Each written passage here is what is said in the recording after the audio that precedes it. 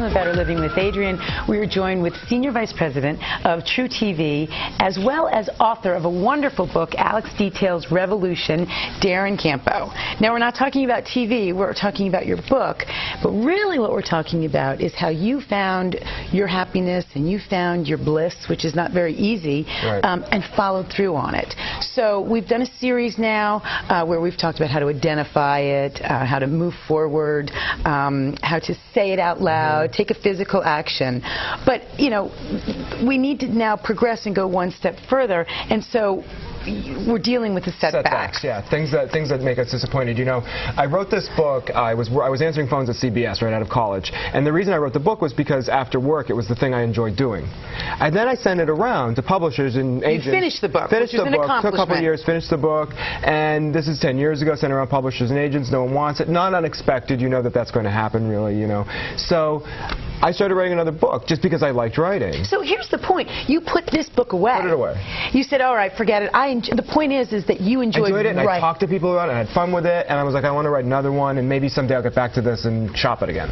And so you just moved on, and were at peace with this, even though, by many rights, it was a huge disappointment. You didn't get it published. Right. But I shared it with people. You know, if you share it with people, you get a lot of satisfaction out of that. And I did it with the second book. I shared it with people. All right. So now you've written. So now I started writing TV scripts, and I'm working in TV, and these things start to go in together. And then I have a career making unscripted TV shows at True TV. 10 years later, I get a phone call from somebody who read the books. I had a lot of people read the book saying, hey, I publish books now. Do you still have that manuscript?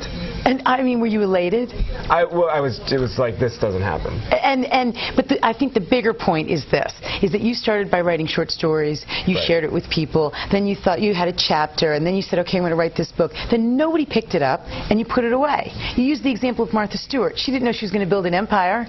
So many of these things that seem to have, these big things, Facebook and Starbucks and Harry Potter, that seem to have appeared out of nowhere overnight, were really just the product of someone following their passion that sort of kept going out and getting bigger and bigger. So now you say there are no setbacks, because if you really enjoy doing what you were doing, then it's not a setback. Yeah. But say you have a setback, you get a little blue or a little down, you're not motivated. You have real quick one last tip on how to keep your spirits up. Just try to make some small outcomes. If you're writing, you know, you can write a little poem on Facebook, or if you're, you know, trying to do drawing, you can draw someone a birthday card or something. But get it out there and make someone who enjoys it. And create small outcomes. Small outcomes. With Darren Campo, finding your bliss, and that's better living.